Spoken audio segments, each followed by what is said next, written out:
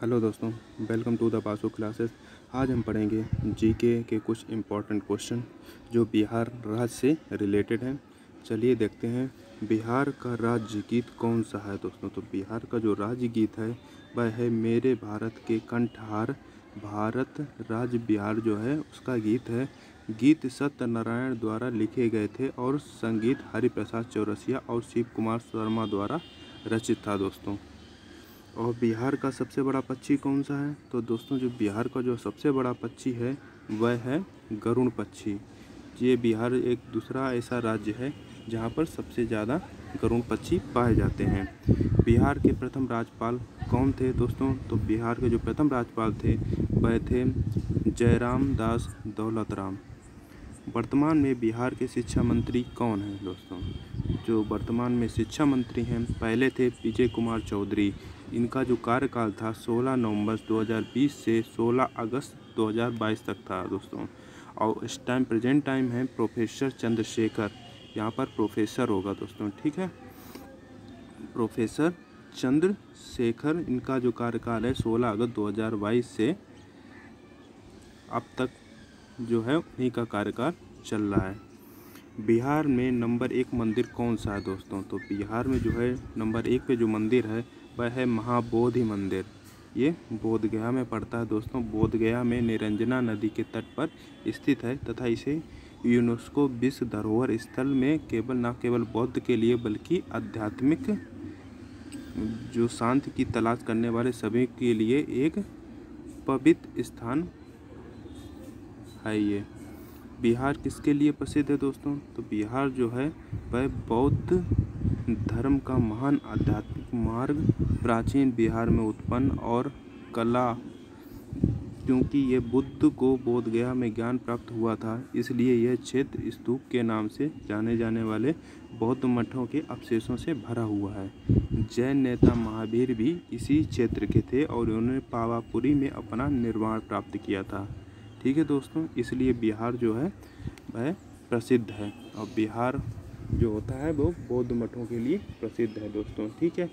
यहाँ पे जैन धर्म और बौद्ध धर्म का अत्यंत प्रचार प्रसार हुआ था। बिहार का सबसे पुराना ज़िला कौन सा है दोस्तों?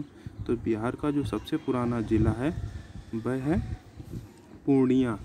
यह ज़िला भारत के सबसे पुराने ज़िलों में से एक है और यह ईस्ट इंडिया कंपनी द्वारा 1770 में अस्तित्व में आया था। ज़िले के नाम के बारे में कुछ दिलचस्प कहानियाँ भी हैं। कुछ विशेषज्ञों के अनुसार यह जगह पहले एक वन क्षेत्र था, इसलिए इसका नाम दो संस्कृत शब्द पूर्णियम अर्थात कुल प्लस अरण्य, जिसको जंगल के नाम से भी जाने जाता है, उससे उत्पन्न हुआ है पूर्णिया, ठीक है दोस्तों।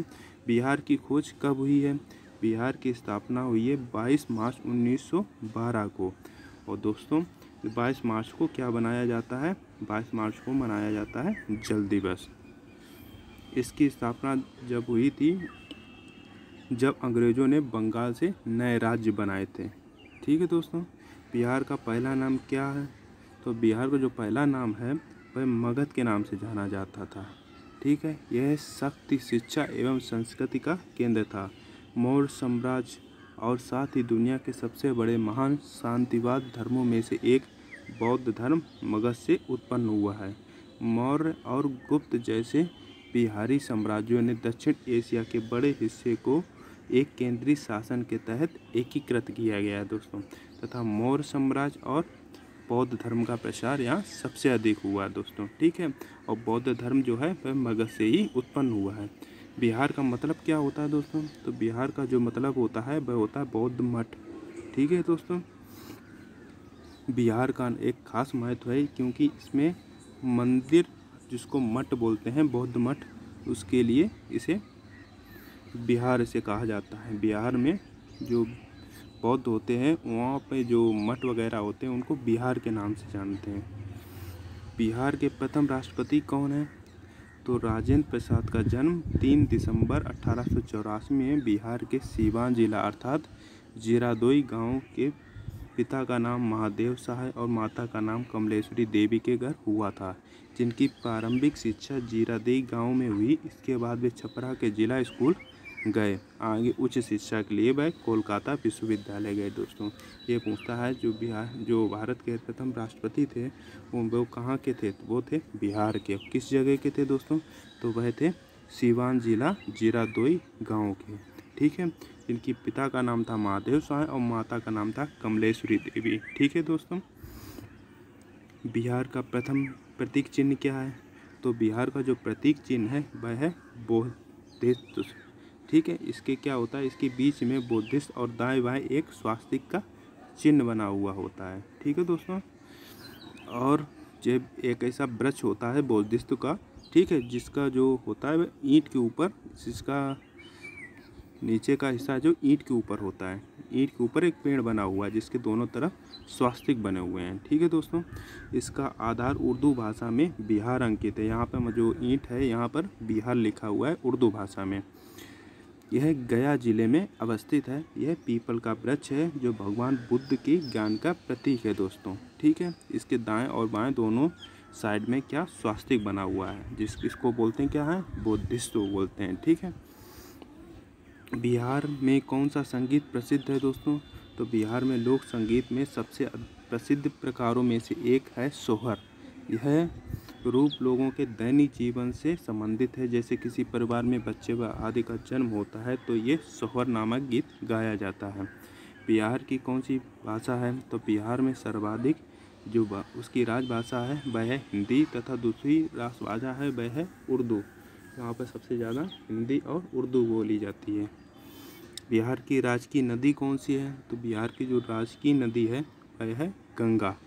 ये एक प्रमुख नदी है तथा बिहार में गंगा नदी के अलावा घाघर, गंडक, बूढ़ी गंडक, सोन नदी, पुनपुन नदी, महानंदा एवं कर्मनाशा नदी बहती है। ठीक है, और किस नदी को बिहार का शोक के नाम से जाना जाता है? तो कोसी नदी को बिहार के शोक के नाम से जाना जाता है, क्योंकि कोसी नदी में जो बाढ़ आती है उससे क्या होता है, वहाँ के जन तथा धन की हानि हो जाती है।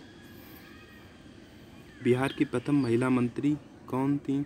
तो वह थी राबड़ी देवी, जिनका जन्म 1956 के गोपालगंज नामक जिले में हुआ था। स्वतंत्र भारत में बिहार प्रांत की पहली महिला मुख्यमंत्री थी। ये राष्ट्रीय जनता दल के अध्यक्ष लालू प्रसाद यादव की पत्नी राबड़ी देवी 25 जुलाई 1997 को बिहार की मुख्यमंत्री बनी थी, जब वह के पति जो थे वह चारा घोटाले में जेल के अंदर थे। ठीक है दोस्तों, बिहार का राजकीय भोजन क्या है? तो जो बिहार का राजकीय भोजन है वह हो दोस्तों लिट्टी चोखा। ठीक है, बिहार का राष्ट्रीय व्यंजन लिट्टी चोखा तथा ये बिहार का क्षेत्रीय व्यंजन भी है। इसे लिट्टी चोखा जो है वह यहाँ की शान है दोस्तों। बिहार का सुंदर शहर कौन सा है? तो मधुबनी बिहार का सबसे सुंदर शहर है, जो अपनी समृद्ध कला और संस्कृति के लिए पहचाना जाता है। मधुबनी पेंटिंग पूरी दुनिया में प्रसिद्ध है तथा इसे हिंदू महाकाव्य रामायण में भी मधुबनी का उल्लेख भी किया गया है। बिहार का सबसे मशहूर जगह कौन सी है? तो बिहार में सबसे मशहूर पर्यटनों में क्या है? बोधगया का नाम आता है, जो एक हिंदू तीर्थ स्थल है। इस जगह को बौद्ध तीर्थ स्थल के तौर पर भी पहचाना जाता है।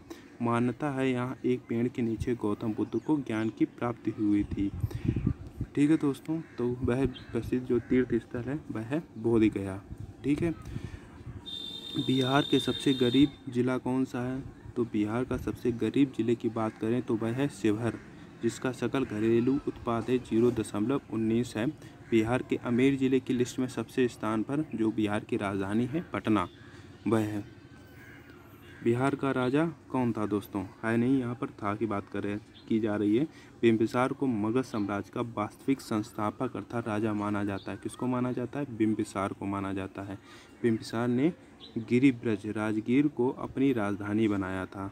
इसके वैवाहिक संबंधों कौशल, वैशाली एवं पंजाब की नीति अपनाकर अपने साम्राज्य का विस्तार किया था। ठीक है, इन्होंने क्या कौशल, वैशाली एवं पंजाब की जो नीतियाँ थीं उनको अपनाकर उसका साम्राज्य का बनाया था।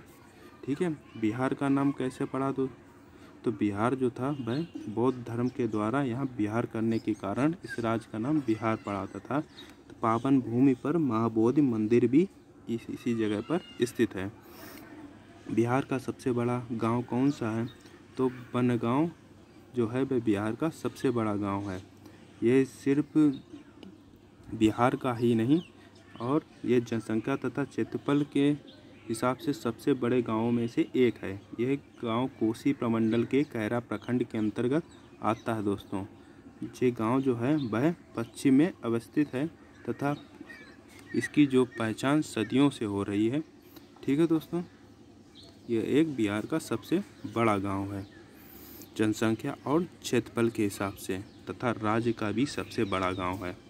ठीक है, बिहार का